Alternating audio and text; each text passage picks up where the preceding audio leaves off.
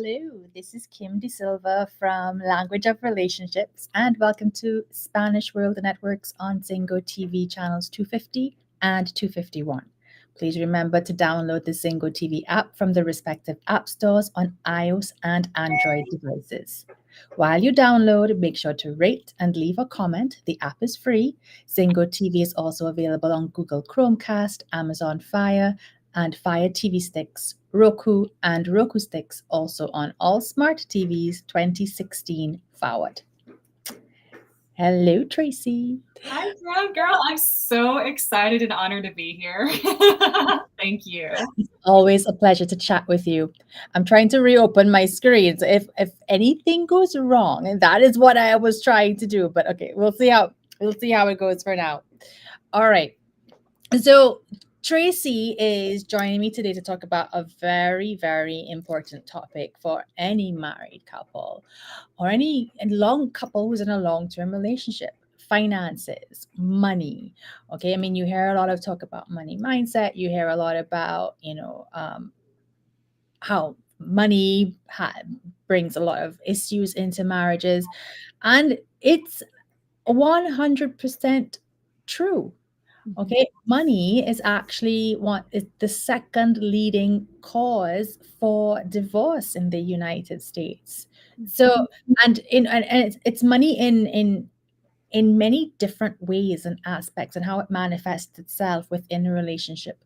And I think as we chat this morning, Tracy and I will even start looking at some of the things behind those money disputes, because it's not necessarily about the money. Amen, sister. Money's just the symptom of something that's going on deeper. Exactly. So, if this is where you are right now, you hate having those conversations about money. Every time you start to discuss it, you just end in an argument. You feel like you're married to a person who views money in absolutely the opposite way to how you do. Well, you're in the right place. So, Tracy, I know we've been chatting a little bit already, but can you tell everybody, who you are, maybe a little bit where you're from, what your business is about, and then we'll dive right into everything else. It would be an honor. So hello, everybody. I'm so excited to be here. My name is Tracy Latona. I am a financial coach where I have the honor and opportunity of guiding Christians to learn how to manage their money with confidence, grow their mindsets and bank accounts, so that way they can live lives of generosity and stop money stress. I live in southern Indiana, about 30 minutes outside of Louisville, Kentucky.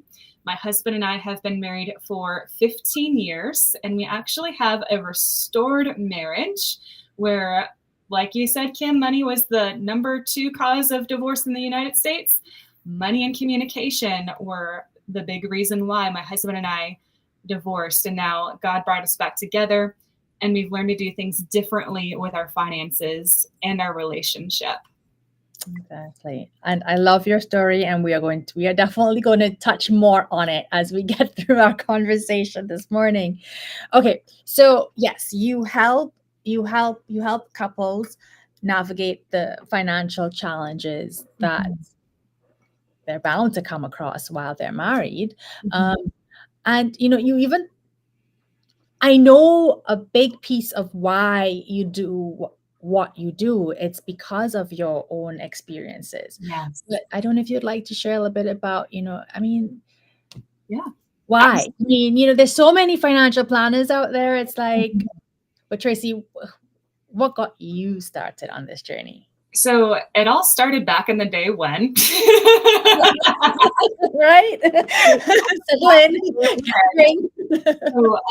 my husband and I got married really, really young. I was 19, he was 21, and we thought we were like super mature for our age. And maybe we were, but looking back, we were just a couple of dumb kids, right? And nobody had actually sat down with us and taught us how to do a budget, how to get out of debt or stay out of debt, how to save for a rainy day, how to put money away for a retirement to be able to retire with dignity. We were told that we needed to do these things. The church said, hey, you should give and be a good steward of God's resources. But nobody actually sat down with us to teach us how to do these things.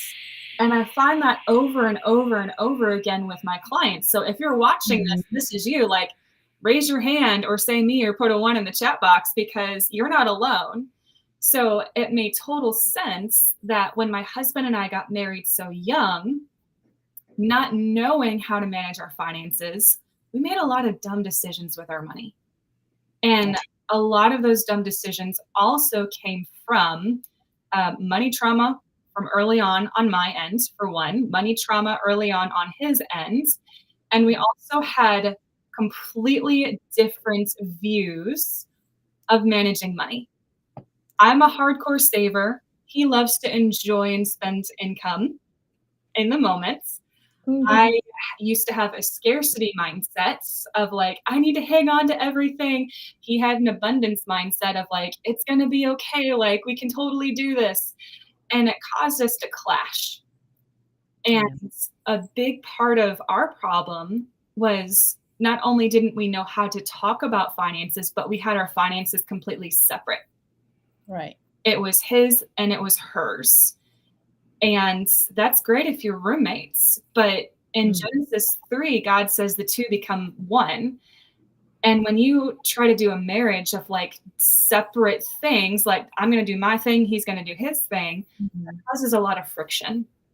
So, Kim, I remember there was a time when he was in the military. Girl, we were so freaking broke. Like, our bank account was negative $727 in the hole. I say mine, it was actually his, because I had a hard time finding a job as a military spouse. And we didn't have credit cards yet because I know we'd be stupid with them. And that came at a later point. And the bank froze our account. And it was a week before payday. And we didn't have any groceries. So I called our bank and said, listen, I know we're negative. We get paid. It was either the 1st or the 15th because that's that military pay schedule. Can we please have $50 so I can go get groceries? And Kim, the lady on the other end of the line said, I'm not going to do that because you've had $3,000 of overdraft fees this year alone. And it was like August. Oh, wow. And I just remember feeling so sick to my stomach, like, oh my gosh, this is awful.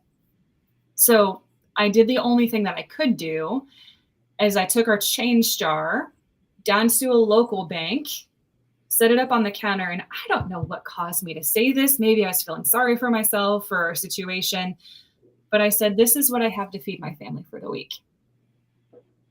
And the bank teller laughed at me. And that was my I had it moment, where I was so scared and angry, and insert whatever curse word you want to. I just remember like my chest like squeezing and feeling hot and cold all over. And I remember saying, I never, ever want to be here ever again. I've had it. But I still didn't know how to change your situation. So we kept doing the same thing over and over and over because we didn't know any better. We didn't have the resources or the tools to change the situation. So it was after my husband got out of the military, we stayed with his parents for a brief time to get on our feet. And his dad volunteered us to take this stewardship class. Right. And it ended up being Dave Ramsey's Financial Peace University. Right. And then finally, it was like, oh, this is how you do a budget. This is how you get out of debt. This is how you can save money and the insurance and the investment, like all of the like great, amazing principles. But it was missing something. It didn't talk about how to bring two people together with opposite mindsets to learn how to come together. Right. We didn't follow the principles. And our situation kept on the same cycle. And 7 years in, as I mentioned earlier, we got divorced. But it was during that time I learned to give my life to Jesus. And it was during that time my husband gave his life to Christ. And God brought us back together. And when we got remarried, we started to do a budget together for the first time. Yeah. We made a plan to get out of debt for the first time. And my husband was like, Tracy, you're good at this budget thing. Like, why don't you go to school to be an investment professional or an accountant? But Kim, girlfriend, sitting behind a desk and crunching numbers was like soul sucking to me. So I was like, heck no. I don't want to go to college for that. No. I'm married to an accountant, and I he's like, no. Financial advisors out there and accountants out there, bless your hearts. I love you. You are needed. You are a special kind of crazy. Like, take the stuff. You go play with your spreadsheets. Yes. So when I saw the ad on Facebook about learning how to walk alongside people who are scared and stressed and had their I had it moments, and learning how to budget and get out of debt and change their money mindsets and habits and behaviors. Like, I love psychology. I nerd out on it. Yeah. It combined two of my passions, the helping the people and the personal finance, and combined it. Right. So I have a PhD in DUMB, as Dave Ramsey says. And I love serving and guiding people who don't want to go down that path, or feel like they are already on that path and are looking for a guide to show them the way out so they can flourish and grow and be a good steward and bless the kingdom of God. That's beautiful. I mean, that's not an easy road to have traveled. And, one of the things that you said there is that, if you could help people avoid it. So I'm going to kind of jump ahead a little bit, because this is an important piece, right? Sometimes we think, oh, we're okay right now. We don't have any issues, so I don't need any help. Or it might be, I don't think anyone can help us. Things are just so bad at the moment. So I'm like, when should someone, when should a couple come to you and work with you? From, is it like at the beginning, before they get married, or it's like when they realize, oops, we can't do this on our own? As far as coming to me for guidance and learning to get on the same page, of course, it's going to be easier the sooner you do it. However, as long as you both are willing to work together and are committed to each other and committed to the process of creating change in how you think and feel about money, I can help. Right. It's the couples that are like, I'm going to choose to stay stuck in my ways. Those are the ones, like in therapy, like you can't help. I don't want to waste your time or your time, like anything like that. So it doesn't matter what point in the journey, as long as you're both committed to each other and the process. And that's, as I said, it's that commitment to each other. And I guess one of the things that I try to talk about often in terms of, foundations for healthy, thriving marriages, one of the ingredients in that is, a shared vision for your family. Yes. And the finances come into play there. And I'm not saying that means that, you're going to agree on how the money is spent or when it's spent. My husband and I joke a lot because, like, you've probably seen these memes. I can't imagine being in your world and you don't see them, where it's like, what is it? When what is it? Oh, there are two types of people in this world. The one who has to save and watch the pennies, and the other one who just wants to live in the moment and spend, and they usually find each other and get married. Yep. Have you been like, yep, that's me. Exactly. I really appreciate that. And I sometimes, like, we watch it, my husband and I will laugh at it, because, like, it's almost as if we can each be like both of those people, but never at the same time. So it's like, right? So when I'm all save, save, save, he's like spend, spend, spend. And when he's all, oh, let's live in the moment, I'm like, oh no, no, no, no, no. You have to think about tomorrow. So it's like, wow. I love it. You know, it's funny. So I love the budgeting piece. My husband's like, ew, I do it because I love you. I love the saving piece. Which is He fine. loves Which the is spending fine. piece. One of the Can I say the word sexy on here? One of the sexiest things that you can do for your spouse, if you are the spender or I call them free spirits, the ones who are like, Right. hey, I just want to live in the moment. One of the sexiest things you can do for your nerd spouse who loves the budget, if you're a free spirit, is, hey, babe, let's go do the budget together. Like, when my husband says that, it's like, oh, hey. So sometimes, yes, we do switch. I love it. Oh my gosh. But you know that it and again, it's like coming back, that's why you the shared vision is something that kind of holds you. It's like a guardrail, right? And I'm not saying you're not going to deviate every so often. Things happen, life happens, challenges come up, unexpected challenges come up. That's okay. But it's that little piece at the back of your mind that reminds you that, you and your spouse are together and you're working towards something for the benefit of your whole family. And and as we're going to talk about how money actually isn't the main source of the conflict, it's actually deeper than that. Um, very often couples who are fighting over money, they actually want the same thing.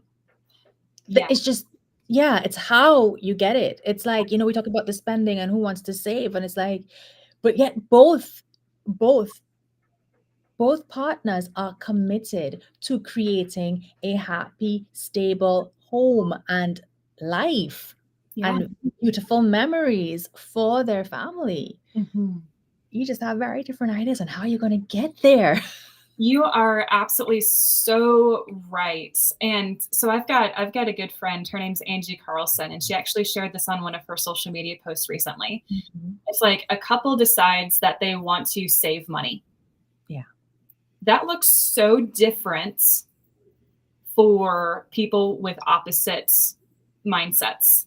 So you've got one spouse who is like, okay, we're gonna like put all this money in savings and like build that up. And then you have the other, and that's saving for them. And then Yeah. you have the other one who comes home with all of the shopping bags full of Yeah. stuff. And they're like, honey, look how much money I saved. I got all of this stuff on sale. I saved us $300 and it was only 60. And then on the other hand, you've got the other spouse that's like, what the frick just happened to our plan? Why are you spending money? And it's like, I thought we were saving. So it's learning how to understand each other's perspectives and go deeper than like the 30,000 foot broad overview of like, yeah, we want to save money. Who doesn't want to save money? Like, Yeah. who Yeah. doesn't want to like not give their payments away for past purchases and like live a debt-free life? And what that looks like looks different for each individual person. So getting to know Yeah. your spouse and putting your pride and your ego aside, and I have to have things go my way for the good of the marriage. Whew. Yeah. So that you That's can come hard. together and compromise. That's it. That's it. Exactly. And it looks somewhat different for each couple. And you might think financial responsibility looks one way and it's only your way because, in your mind, you are calculating all of the times that you were being responsible and that your partner wasn't. And you're comparing like that. And you find they just don't get it. They just don't understand how to be responsible. But Yeah. is that completely true? Is that completely fair? And this sense of judgment. Okay, let me explain it let me kind of ask you to look at it this way. If someone is constantly telling you, you need to be more responsible, you're too crazy when it comes to spending money, you need to save more, Yeah. they're kind of indicating that your expenses are maybe a bit frivolous. And Mhm. then the so you're getting all of this judgment being thrown at you often. And Yeah. then the same person comes to you and says, I think we should go see a financial planner. Mhm. Now, and this is I have to tell you, this is also a situation that gets repeated when you get that message about let's go see a marriage counselor as well. Okay. Yeah.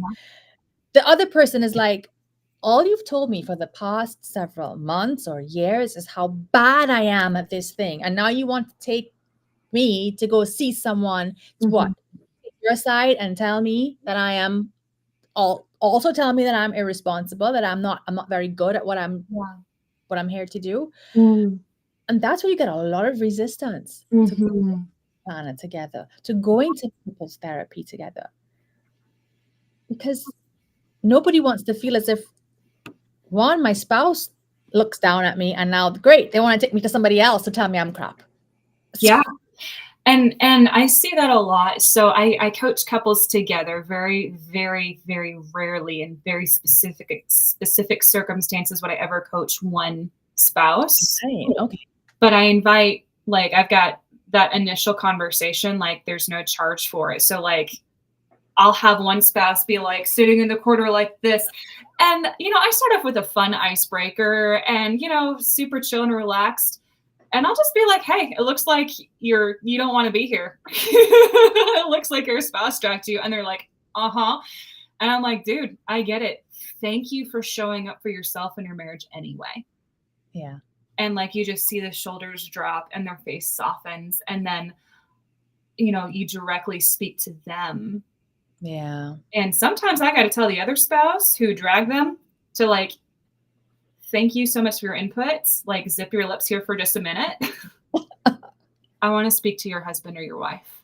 yeah, And what that does is it kind of breaks the shell. It breaks the ice a little bit of like, okay, maybe I, the controlling spouse has been approaching it the wrong way because stuff comes out yeah, that has never come out before. And they'll often say, I didn't know you felt that way. I didn't know you thought that way. I had no idea that that's how you felt when I did XYZ.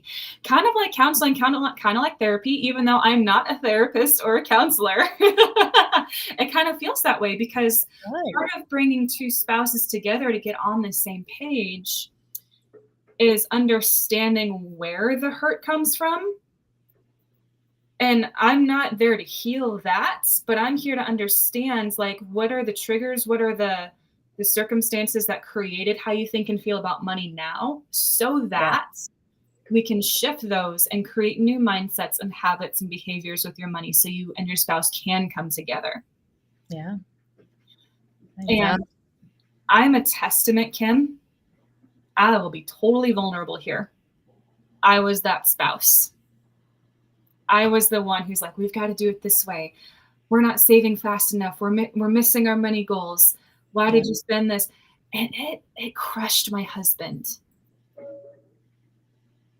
It yeah, yeah, killed his love language of gift giving. And right, that is something that I regret to this day yeah, because I had to have my way. And by the grace of God, Jesus showed me my sin and broke me of that and redeemed me. And our marriage is so much different now. right. And it's that exactly, and that willingness to take responsibility for what was my role in this, Yes.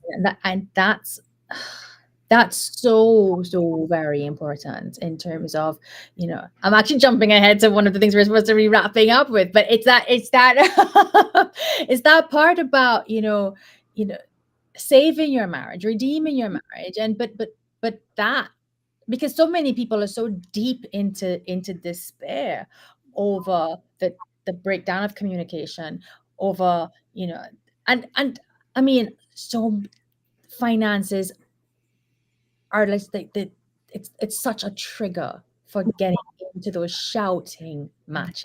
Mm-hmm. And then that just sense of giving up, like we're just totally, we're not compatible. You're going to ruin us. That kind of thinking, those kinds of accusations. But it's not too late. Mm-mm. No. You love that person. You may not like them very much. Well, that's why the question wasn't, do you like them? Do you love them? Yes. Yes.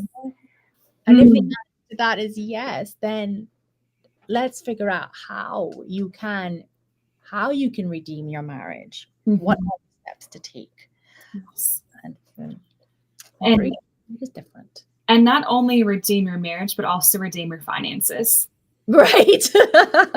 Because, I mean, let's be real here. I mean, 78% of Americans live paycheck to paycheck. And what that means is if they didn't receive a paycheck, they would have to borrow money, put it on a credit card, take out a loan because they've got too much debt. They don't have enough in savings. Like, I'm trying to remember the statistics. It's like 60% of something. And please, somebody fact check me on this. I encourage you to. It's like 60% of Americans can't cover $1,000 emergency.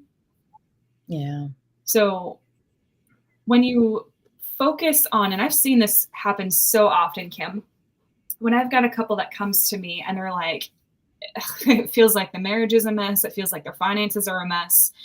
When we work on the finances, not only do we work on communication, not only do we work on learning how to trust the other spouse, but when you have that trust and that communication in your finances, that spreads out to trust and communication in the other areas of marriage as well. Yeah. And that takes your marriage on a deeper level, a deeper intimacy. It elevates it. And like, I've had clients who were newlyweds that were like, honey, I loved you before, but since we've started doing this and working together on our finances, I love you all the more because like I had no idea the trust and the communication piece, what it does for a marriage. Right, exactly. And this is part of, talking about the deeper issues. When there is that lack of trust, when there is that lack of effective communication, when there's that lack of respect and appreciation, those are all pieces that are feeding into those difficult money discussions. And that trust and respect, it's super important because you really don't trust and respect your spouse to make responsible decisions about your finances. And that is, sometimes that's a little eye opener. Yeah. So I can hear the audience already in my mind saying, okay, so how do I start this whole process of like learning how to communicate with my spouse and learning how to trust my spouse with the finances? Like, you're talking about it, but like, what is the practical and tactical? Right, exactly. Okay, so now, yeah, we all get it. We all know what the problems are. How do we solve them? Yes. So the first thing is to go to your spouse. And Kim, you mentioned vision before. That's actually pillar 2 of my Steward and Grow method. So I'm so glad that you brought that up. Go to your spouse and be like, honey, I want to take you out on a date. Away from the kids, in a new environment, not in the kitchen where we have our money fights. Like, just go somewhere neutral and enjoy each other's company. And ask your spouse, hey, honey, what do you want for our future? What do you want it to look like in 3 years, 5 years, 10 years? What do you want retirement to look like? Yeah. And then you shut your mouth and let your spouse talk with no judgments. You can say your piece later. And you just ask them questions. Oh, you want to live on a lake or you want to live on the beach? Okay, awesome. Where do you want to live? You say community is important. Okay, what does that look like to you? Like, do you want to get plugged into a church, clubs, organizations? Like, what does that look like? You want to spend time with the grandkids in retirement? Okay, cool, awesome. What does that look like? Do you want to go backpacking in Europe, or do you just want to like stay home and bake chocolate chip cookies with them? And then from there, You share yours because they're going to ask, hey, honey, what do you want for our future? And then you share what you want.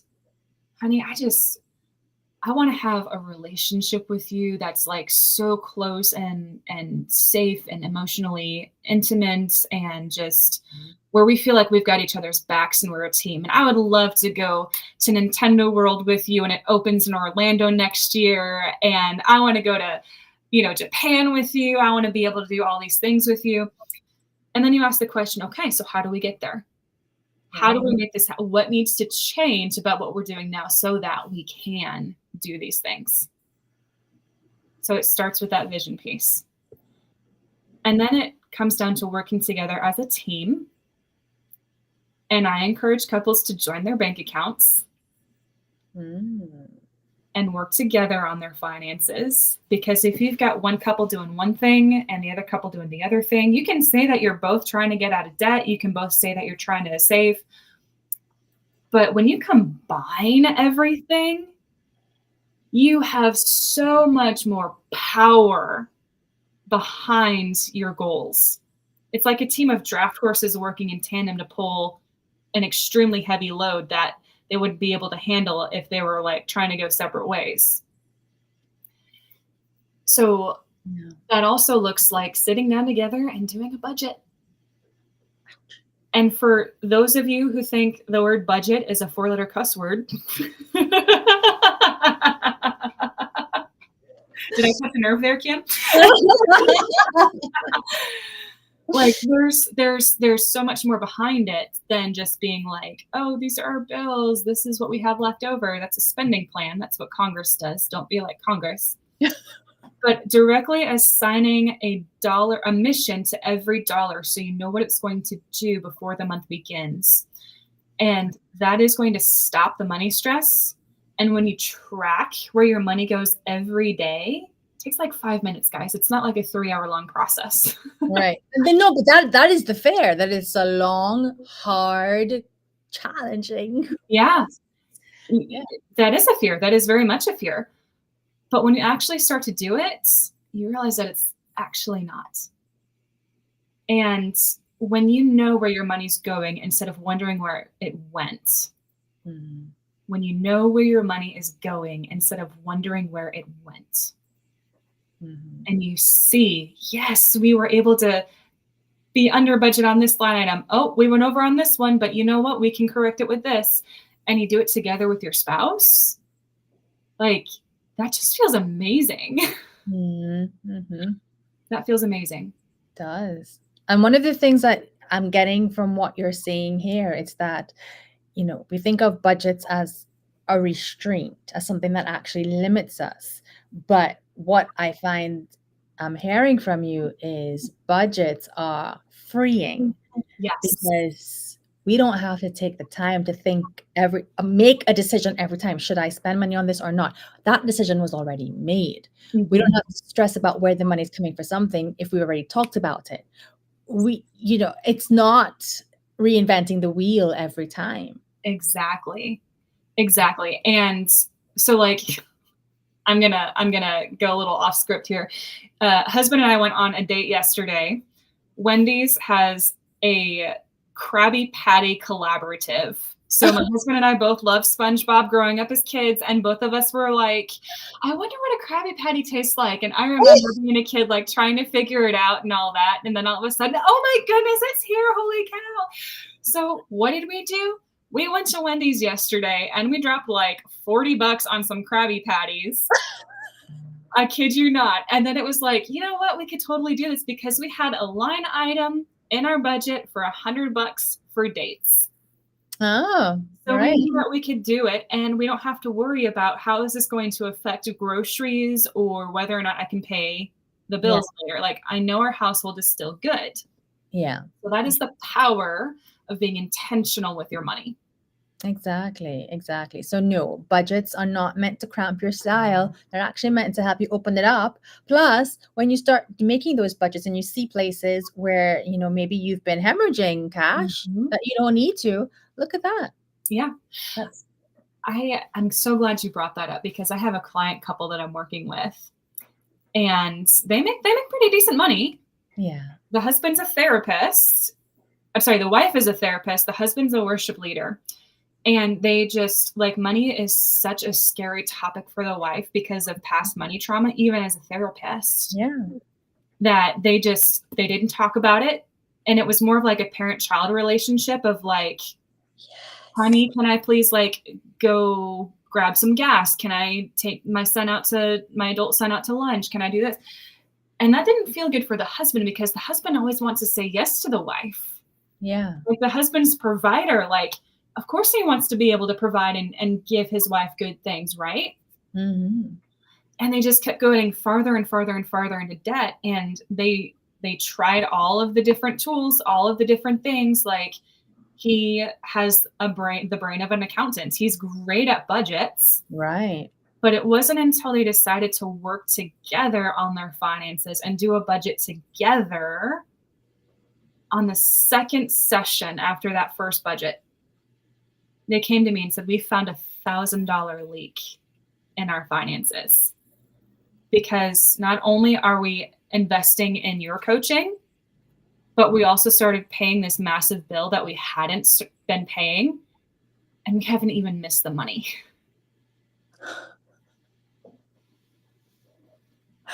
Oh, no. That is the power of intentionality with your finances. Right. So exactly, it's not scary. You might be pleasantly surprised. Mm-hmm. Okay, admittedly, you may be horrified as well, but That's the starting point. I'm glad you brought that up.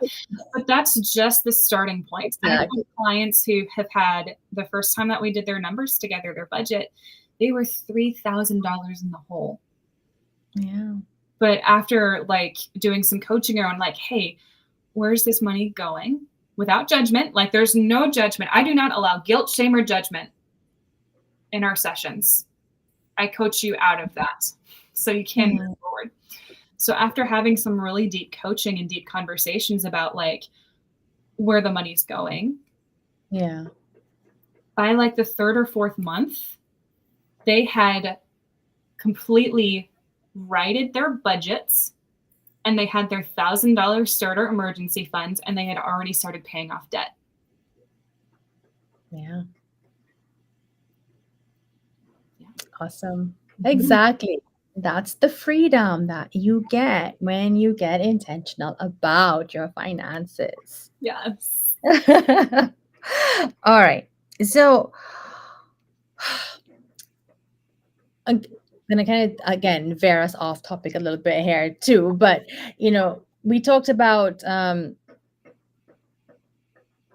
the possibility of saving marriages, and I always want to be very clear. When I talk about salvaging a marriage or getting it to really thrive again, taking it out of that place of negativity, I'm talking about generally healthy relationships. And what I mean by that, we're not looking at cases of abuse. We're not looking at cases of, addiction with no plan for rehabilitation. That's not what this conversation is about. And I mean, Tracy, as you would know, I mean, addictions as well. There's no budgeting around that. No, there's not. You've got to resolve the addiction first, and then you can start the repairs. Exactly. So no, if that is what you are going through, then no, this is not, we're not encouraging you to just work your way through it. Okay. You need to get help from somebody who can address those situations and make sure that you're safe. So let's take that out of the equation and let's talk about, where it's this idea of we're just incompatible. There's no trust, there's no respect, there's no communication. And, things are going to be easier and better for me if I exit this relationship and divorce gets put on the table. Okay, fine. Divorce is not cheap. No. So, right. So, we're having this financial discussion, and I think that sometimes, and I have spoken to couples in the past where what saved their marriage is that they were too broke. to get divorced. Mm-hmm. So again, I'm not, sometimes you do need that separation, but I'm talking about the cases where there is the possibility for saving that marriage. I don't know, Tracy, do you want to talk anything around the finances of divorce? I mean, what the reality of that is? Or I mean, that's a whole nother episode, it but is, I know, right? It really is. I have in the past, and I am currently working with people who have gone, they're coming through the other side of divorce, like it's already Right. Yeah. finished. Yes. And oftentimes it's like one spouse takes care of all of the finances, and the Right. other spouse, it's not like they were avoiding it. It's just like, oh, the other one's got it. We're good. Exactly. Exactly. So Exactly. that's another reason why it's so important to work together. Right.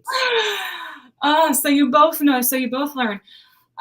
But as far as that happens, like there is such an adjustment of not only grief for the marriage, but also like a total adjustment of a new reality, because you went from 1 to 2 incomes to either one income or somebody working for the first time in like who knows how long, because they took care of the household full time. Exactly. Exactly. So when it comes to divorce, it's like you get to decide what Yeah. you want the rest of your story to look like. Right. Exactly. You get And to choose what you want your life to look like moving forward, and how do you make that happen? right. Exactly. And I mean, it's not a cure-all, Mm-hmm. because the same things that led to that decision Mm-hmm. are still with you Yep. and need to be resolved so that you don't repeat them. Yes, yes. Without changed mindset and behavior, your patterns and your cycles will keep following you. Nothing changes if nothing changes, and that includes in your finances, in your marriage, and your relationships, everything in life. Everything. Even those that have like just want to circle back to like the finance piece really quick here.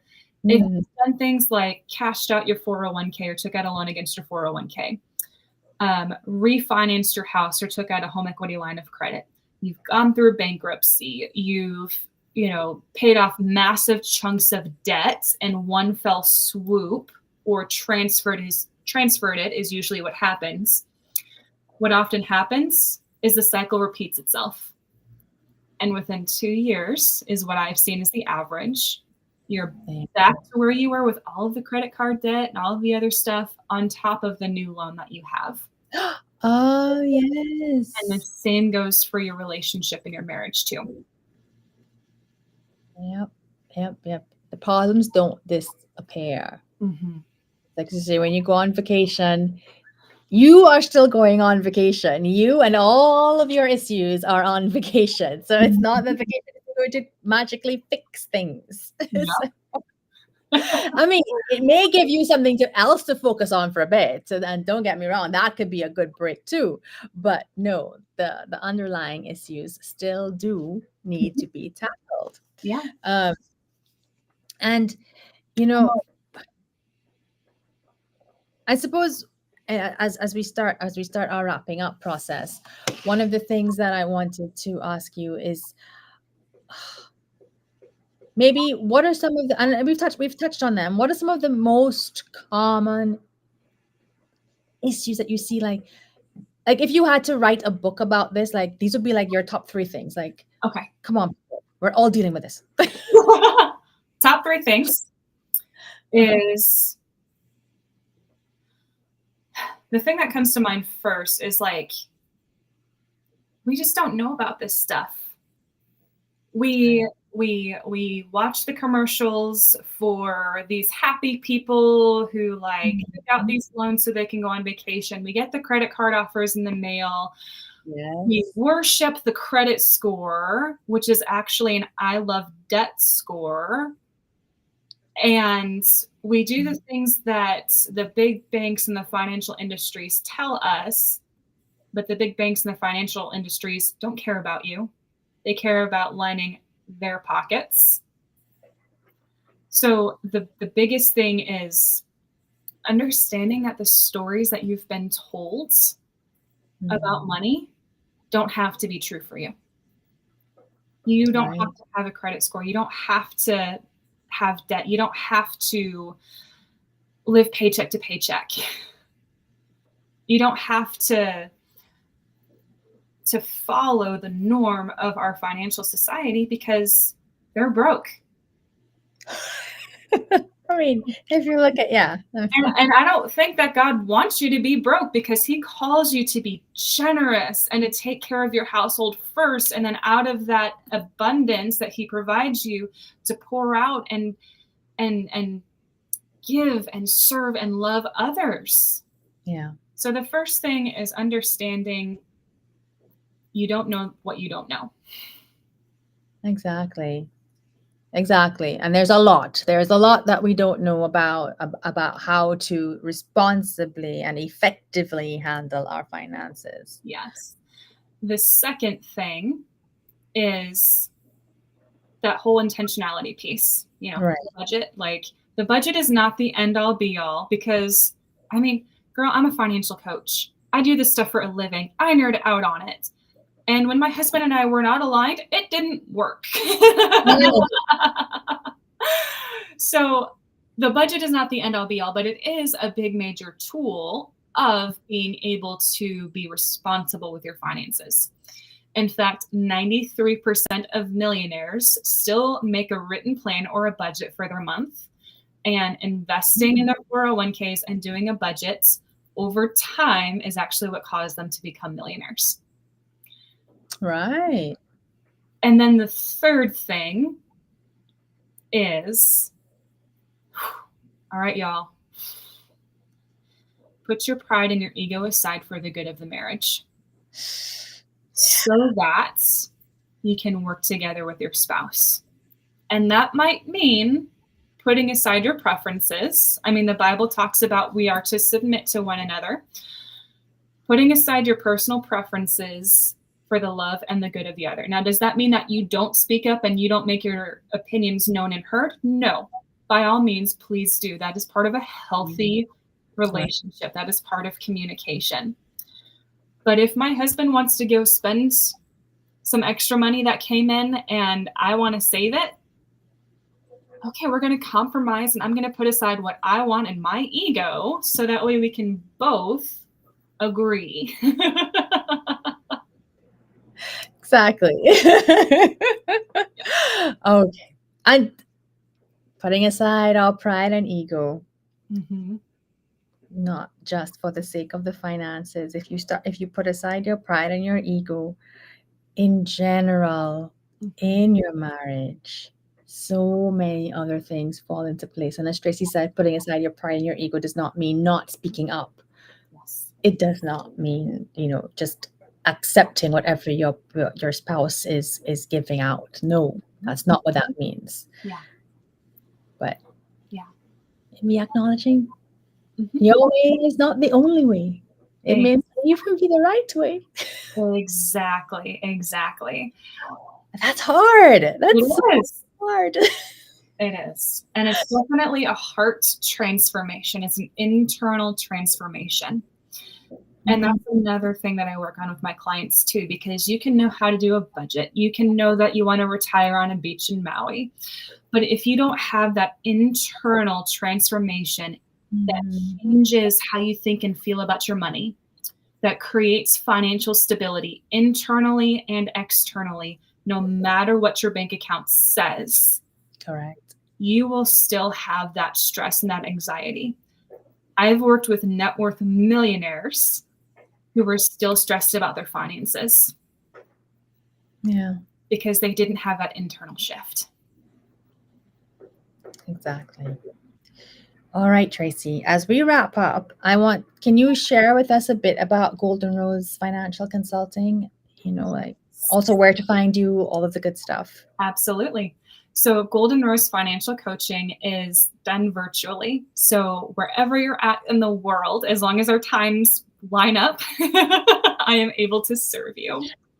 So what makes financial coaching, especially the method that I have, different is because most money classes, YouTube videos, TikToks, or your broke uncle focus on either the practical, or you've got your therapist that focus on the internal transformation piece. What I get to do is work on both with the steward and grow method. And it's a 3-pillar process where we're going to first create structure and organization for your money through a budget. So you know where your money is going instead of wondering where it went, so you can stop money stress. Pillar 2 is igniting that vision of what you want your future and finances to look like. From there, we create bite-sized goals to stay motivated and develop discipline for the long term. And the third pillar is that transformational piece. Right. We're going to change how you think and feel about money, so you develop new mindsets and habits and behaviors with your finances and your spouse, so that the work that we do lasts the rest of your lifetime and affects generations to come. Because this is the stuff that you're going to teach your kids, your nieces and nephews, your grandkids, your community. And where you can find me is on Facebook, Golden Rose Financial Coaching, LinkedIn under Tracy Latona, and my website, brand new, so excited, just came out, is goldenrosefinancialcoaching.com. And that's a great place where you can get to know me better, my story, how we're going to work together. And that's where you can reach out through email to set up a complimentary financial coaching conversation. Absolutely.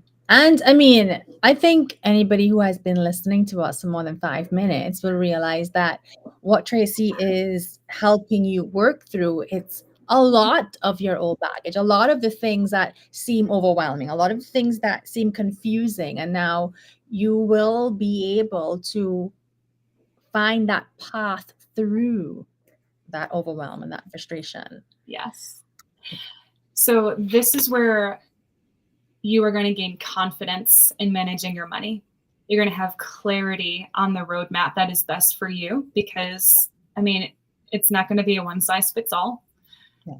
And this is where you are going to become the person that you need to become so that you can reach those goals long term. Awesome. Thank you so much, Tracy. Thank you so much, Kim, for allowing me to serve your clients, your guests, your listeners. Everybody, thanks so much for tuning in and listening. Thank you.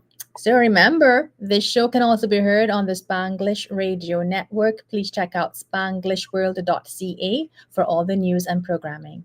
Spanglish World, watch it, hear it, read it, download it, live it. See you next week.